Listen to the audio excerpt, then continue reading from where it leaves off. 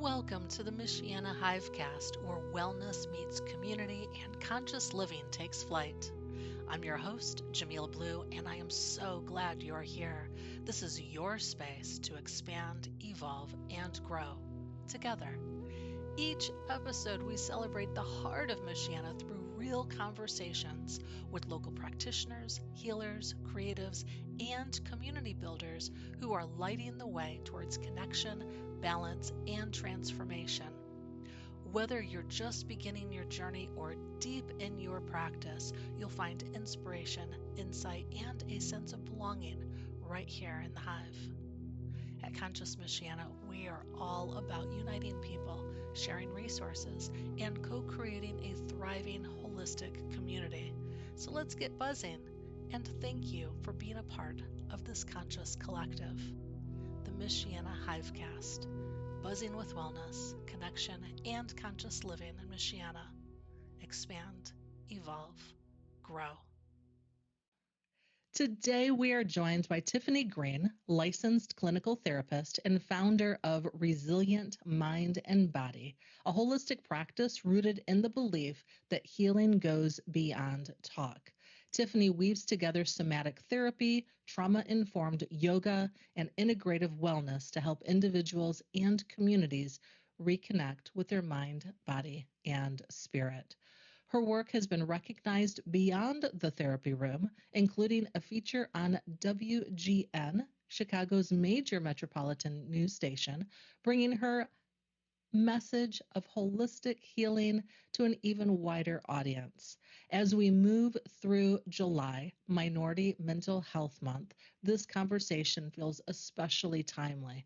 Tiffany brings not only her professional expertise, but a deep personal understanding of what it means to heal within communities that have historically been underserved in mental health spaces. Tiffany, welcome to the Michiana Hivecast. I'm so happy that you're here. How you Thank doing you. today? What you drinking in I'm that doing cup? well, thank you. I am drinking some mushroom coffee. What kind of mushrooms do you have in your coffee? It's rice, and so there is supposed to be like a plethora of healthy like mushrooms that are, just good for energy and brain health. Mm. I haven't tried Rise yet. They've been on my Mhm. list. One of my favorites, the one that my go-to is Four Sigmatic. And Oh, I love, like, I'll add, whenever I drink my coffee, I get like the local roast down the road from me. And I'll uh-huh. add in like, some lion's mane. It just depends on what my day Mhm. is. So I've got like a Mhm. super blend that has like all the cordyceps and reishi and all the things in it, just for Mhm. overall general health and Mhm. wellness. And then if I know if it's going to be an extra physical day, I'll add in a packet of cordyceps. If I know if it's going to be a heavy mental day, I'll add in a packet of lion's mane. Oh, So, nice. and I'll just throw it in my smoothie or my coffee or whatever I'm drinking. I'm not a big coffee drinker. I just usually have a cup if I Mhm. wake up early in the morning. Yeah. But yeah, it's always Wow, good. you are well versed. I You're well versed in your mushrooms. I That's very am. I good. am. I love my mushrooms. My mushrooms are some of my favorite allies, for Ah, sure.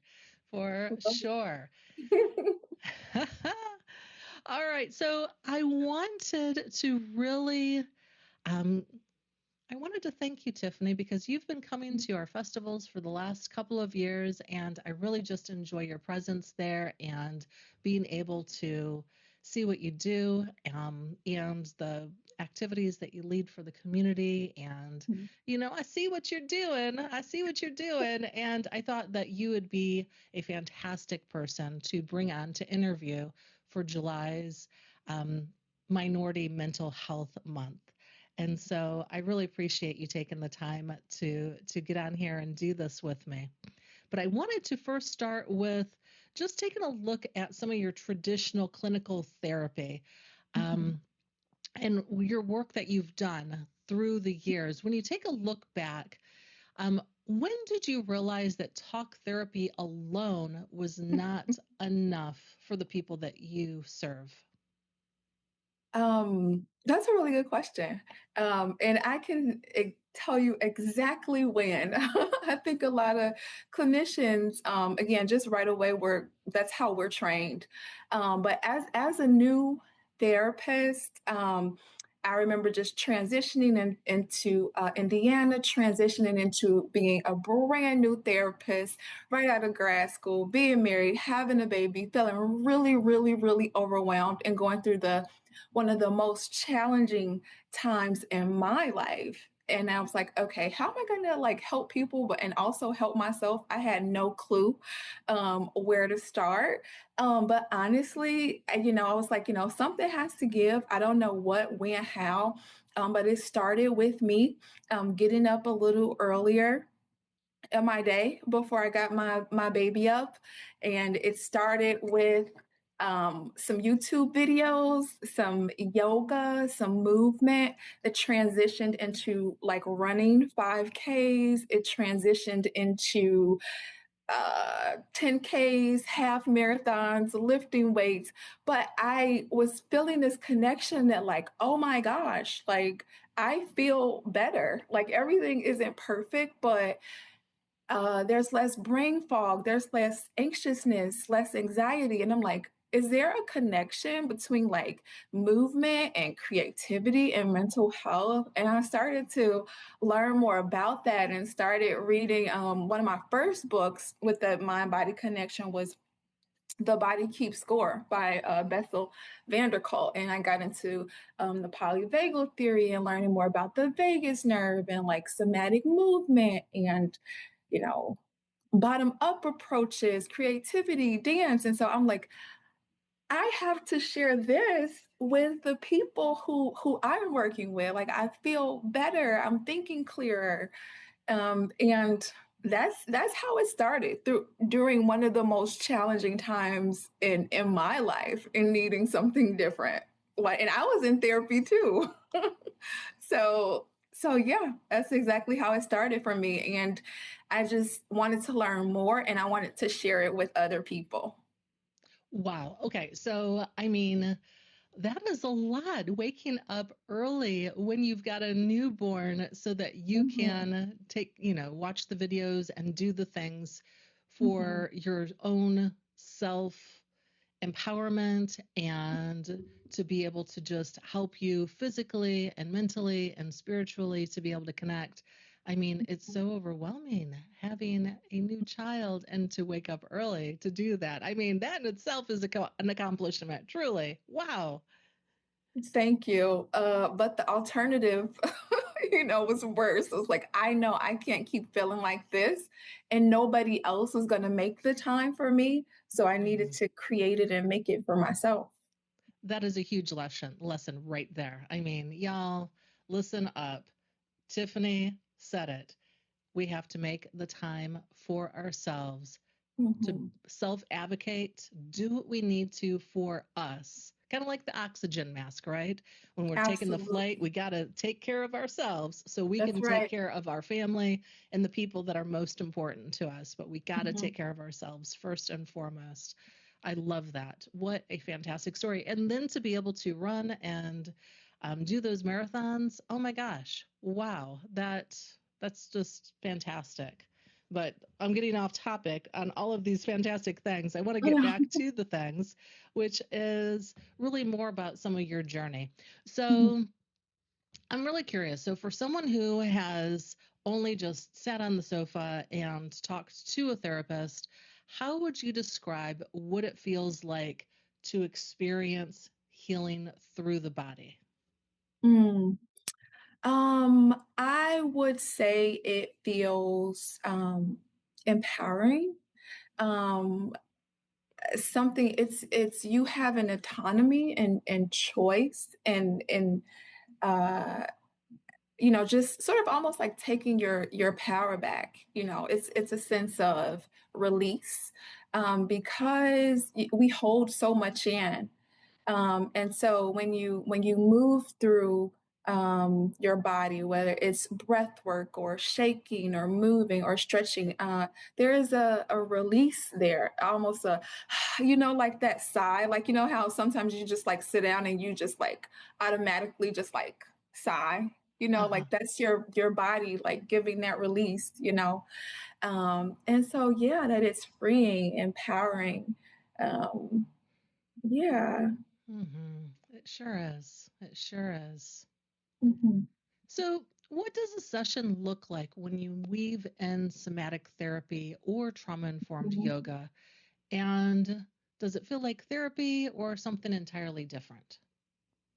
Um, I don't think there's just a cookie cut sort of experience. I think it really depends on each person in their journey and their story, and that's what I consider every single time I have a session or experience with somebody. Like I honor like their individual story, what they feel the need is.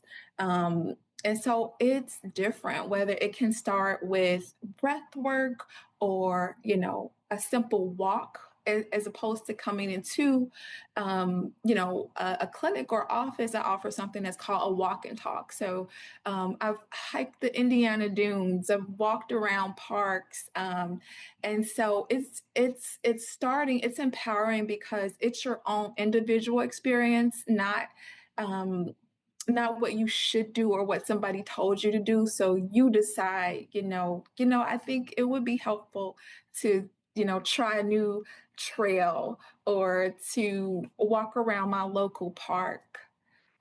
So it's meeting that individual where they are. Mm-hmm. That's so important because Mhm, nobody wants to feel like they're just part of a template and, mhm. like that somebody's just filling in the blanks or the little check boxes or Yeah, that traditional therapist who's like, you know, hmm, like yes. nobody wants that. It's not Yeah. personalized. That doesn't feel like we're being heard and seen. So I Mhm, love that mhm. you're able to tailor your approach to each individual and what it is that's coming up for them, and then Mhm. offering various tools based on what that is. That's what I'm hearing you say. Absolutely. Yeah. Yeah. That's awesome. So, July is Minority Mental Health Month, as we had mentioned.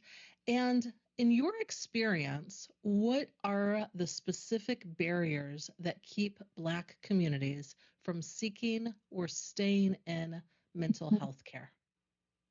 Yeah, sure. I think, mental health challenges aren't racist or prejudiced. They affect all people. And so I don't necessarily think, it's just a Black issue.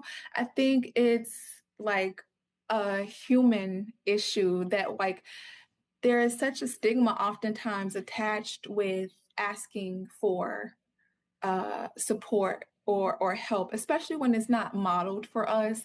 We see our family members, our mothers, our fathers, sort of, the people who grew up in that silent generation that kind of like suck it up and they get things done. And it's not often said, sometimes it is, but it's modeled for us. You keep it together, you put on your mask, you do the thing, you get it done. And so, the research shows that I think 1 in 4 people in general will have some sort of mental health crisis and need, support.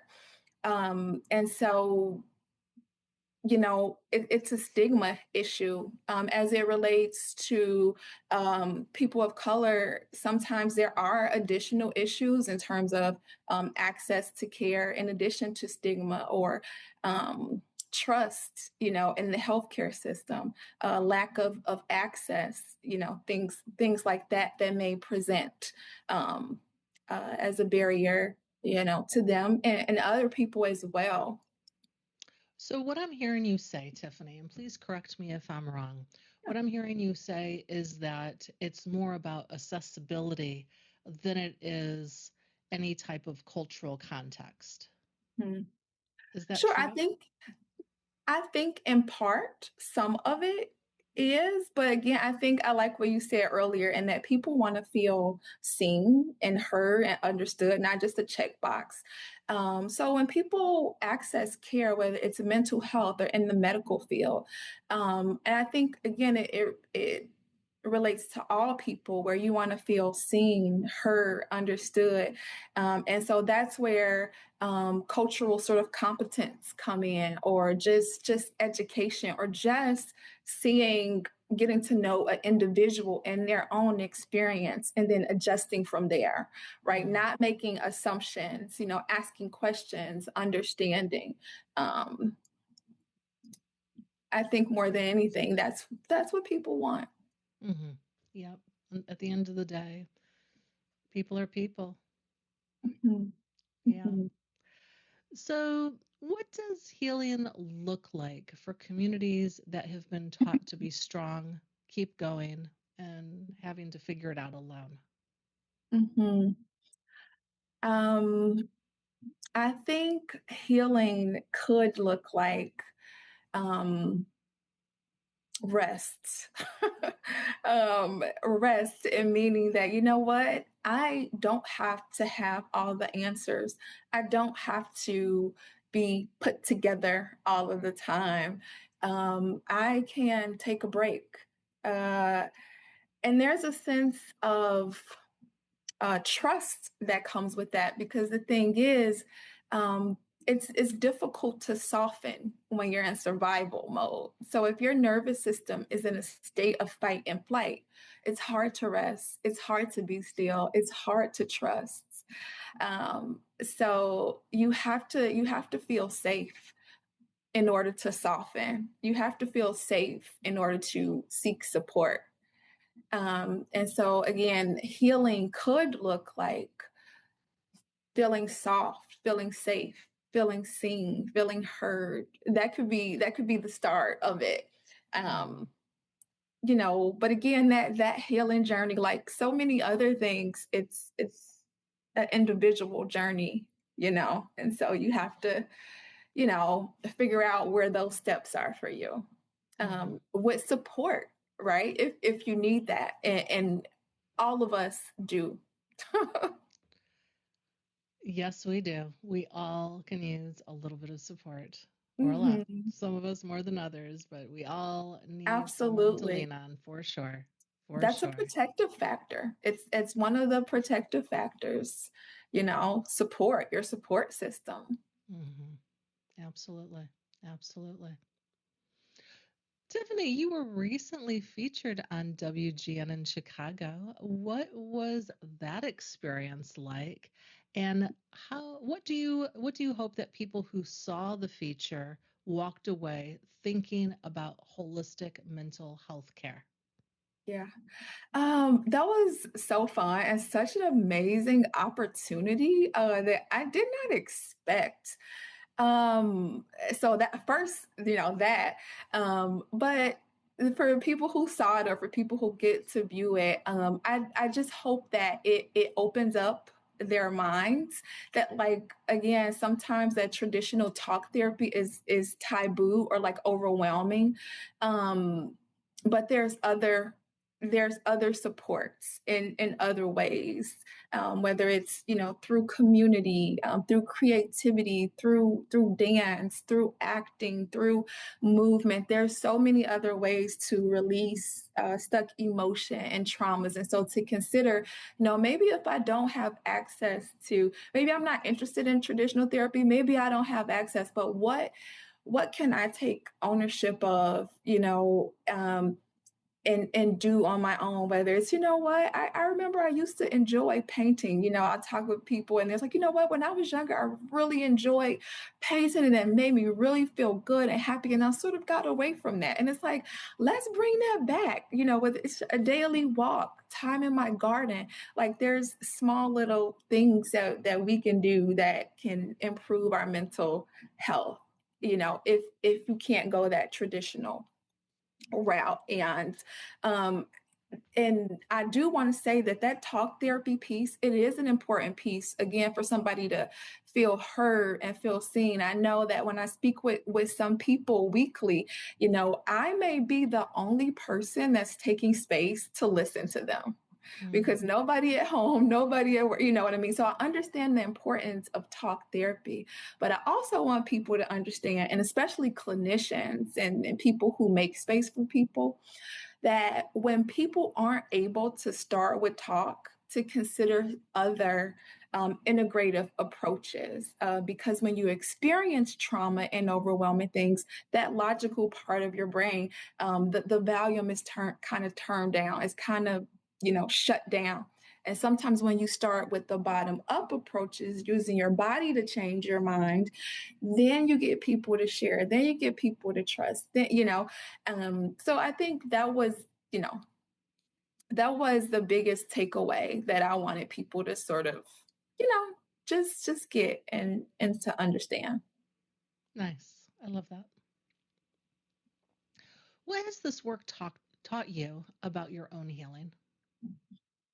I think that the work has taught me that it's a lifelong journey, that it is a marathon, not a sprint.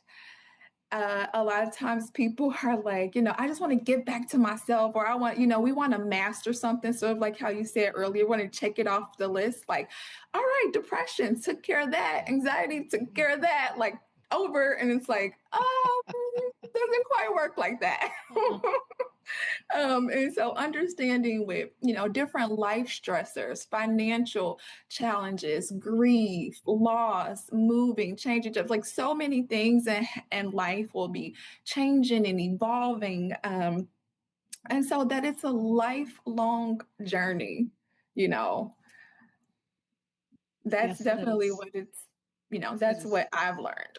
It is absolutely a lifelong journey. I've been, really focused on my own healing path for, Mhm, 25, 26 years mhm, now. And there's still more things that come up, more things that bubble through, more things. It's like, mhm. oh, like the spiral of those systems that kind of come around, those Yeah. condensed experiences, those coax systems that come through. I might be able to see it a little sooner, but I see it Yes, where before I didn't see it at all. So there's this absolutely. awareness to it that comes, or I might recognize within myself or others, that I've been in healing communities with, where something used to trigger me where I'd be like, bah, bah, bah. Mhm. And now I'm like, whatever, it's no big deal. And so it's like, that's how it is within this journey of, Yeah. we just, things just, we don't react the same way. We don't process things the same way. It just doesn't have as much weight to it or as much of a punch, figuratively speaking or literally, to it. And it's like, oh, and so being able to recognize those little accomplishments along Mhm, the way mhm. and being able to look back and say, oh, yeah, I have. Yeah. I have evolved. I have gotten through that. Didn't recognize it for a while, but I'm Mhm. here and I wasn't here before. And, it's such a process and it is a lifelong process, as you had mentioned.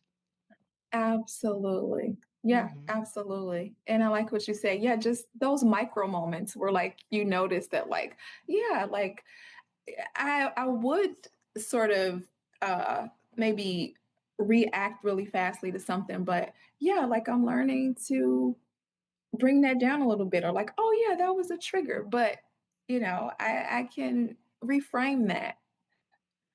It's Hmm. important. So important. So important. Tiffany, what do you wish more people in our community knew about mental health right now? Mm, that's a really good question. I think it's important for people to understand that it doesn't just look one way. A lot of times when we think of mental health, we think of somebody that's maybe severely depressed or traumatized or they're sad or they won't get out of bed. But to understand that sometimes depression can look like a smiling good morning, like I'm fine, the person that's really productive and high achieving and looks amazing on Facebook and on paper. That it's different for everybody. And so to keep that in mind, that mental health is, it will look different, it will feel different, for people. But empathy and compassion and just a little bit of grace, can go a long way. Absolutely. It sure can. It sure can. Tiffany, do you have anything else that you'd like to mention, talk about, highlight before I let you go?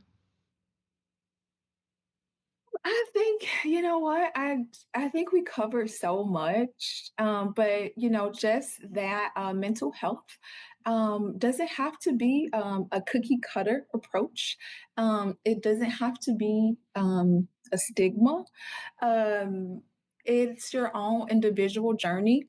Um, it's yours, and you get to determine what that looks like for you.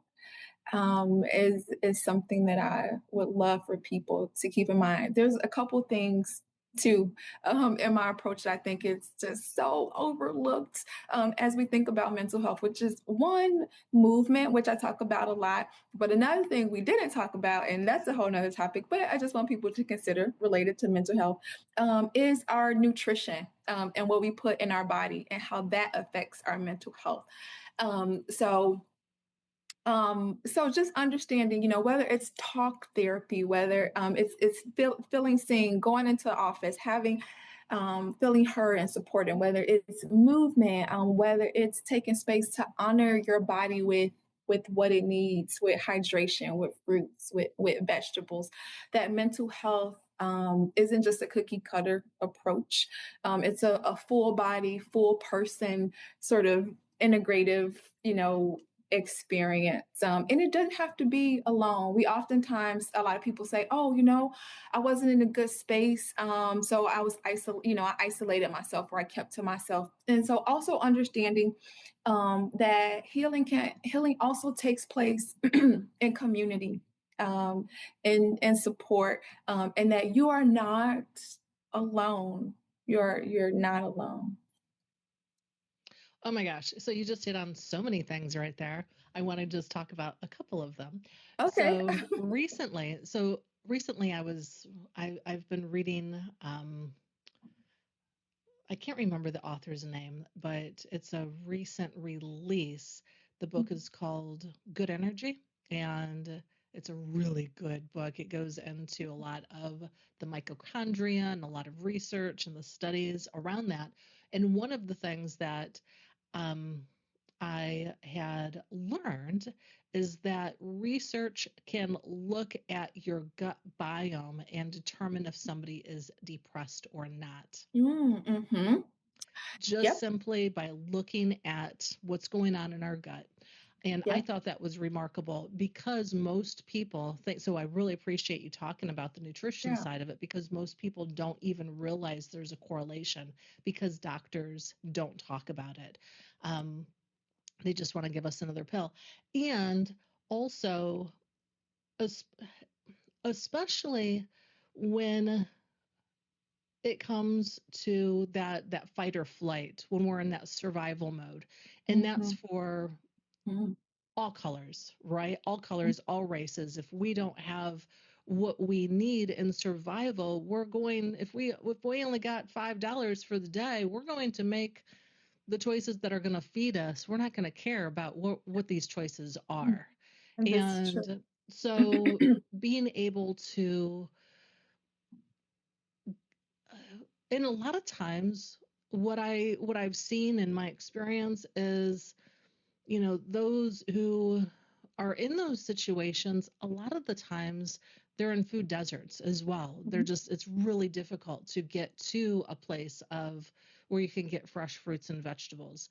And if we want to get something mhm, organic, I'm going to pay a lot more for it mhm, for that organic. And so the simple simply being able to go to our local farmers market. We are here in Mhm. northern Indiana. We Yeah. have so much amazing Mhm. produce around us.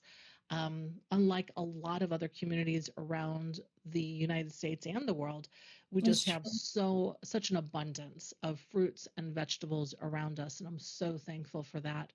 I know here, I don't know about your area, but here we've got a Unity Garden that really goes through and puts gardens up in lots around the city where there might be Mhm. more food deserts, and they're free for anybody to be able to come and pull from, which I think is fantastic. That is amazing. Especially, if we're hungry, yeah, I'm going to grab some tomatoes. I'm going to grab myself some cucumbers. Yeah, I'm going to grab some things. So I guess I'm saying that I just want to help promote Mhm. good food and nutrition. If it comes out of a box, if it's fast Mhm. food, it's not healthy. We don't need to eat it. It's going to affect our mental health very, very quickly. For sure. For sure. So true. That's so true. And another fun fact about that gut health, and most people don't know, about 90 to 95% of the serotonin that we produce, that serotonin, that feel good chemical in our brain that boosts our mood, that's created in our gut. And that's created in our gut through the foods that we get and the nutritional takeaway from those foods, right? So, after you have that, your favorite fast food meal. I won't say the name or anything, but and your body is trying to process that, and your gut is trying to process that, and sending those chemicals up to your brain about just sort of what to do and how to respond to that. And your gut is like, I don't know what this is. This is not supposed to be here. And then we start to feel sluggish, and we start to not feel so great, and we do that consistently, and it's like, what is that? Starts to look like depression, right? It starts to look like other things. And it's like, that's why I do a thorough assessment with people. Like, let's talk about that. Let's talk about what we're eating, what we're doing, what our day looks like. Are we getting vitamin D? A vitamin D deficiency can present very much like depression. A deficiency in potassium can create panic attacks and show up very much like increased anxiety. And so, Mm. again, what's going on in our bodies affects here and how we feel. Absolutely. That's a fantastic information. I didn't realize that information about serotonin, so thank you for Mhm. that. Yeah. Um, I would like to add one thing that I did learn also through that same book, Good Energy, is that it takes a week. So 1 week changes our gut biome. So if we can simply Oh. change our diet for 1 week, we will begin to notice the difference within not Mhm. only our energy, but how we feel, more importantly. So, or as importantly, I should say, because it's all about Mhm. that good energy. Because those mitochondria, they're just looking for the things. They're not That's like, right. they're blind. They can't see the things. So they're just like looking for the thing, taking it and processing it. And if they don't know what to do with it, then it's going to damage those cells because it doesn't know what to do Mhm. with it. So if we can give it good nutrition, give it what it's looking for, fresh fruits and leafy vegetables and Mhm. good nuts, all of that stuff, it just makes such a difference. So thank you for Mhm. that information. That's something. Of Also, the course. potassium, I didn't realize that as well. So that's all fantastic. Tiffany, you are just a wealth of information. Oh. Tiffany, thank you so much for this conversation. The way you are bridging clinical therapy with somatic healing and trauma informed yoga and doing it with such cultural awareness and heart is exactly the kind of care our community needs more of. It is no surprise that your work has earned recognition in all of the ways that it has. As we honor Minority Mental Health Month this July, we hope this conversation reminds anyone listening that healing is available to you, that you deserve care that truly sees you, and that there are practitioners like Tiffany who are doing this work with intention and love. We'll share all of her contact information and details on how to connect with resilient mind and body below. Thank you for being here with me today, Tiffany. Thank you for having me, Jamila. that is a wrap on today's episode. Thank you so much for joining us in the Hive. We hope you're walking away inspired, energized, and ready to expand, evolve, and grow on your own journey. If this conversation moved you, sparked a new idea, or made you feel more connected, share it with a friend and help us keep the buzz alive. Conscious Michiana is a nonprofit powered by community, and your support helps us keep creating meaningful content, hosting events, and connecting people to the resources they need to thrive.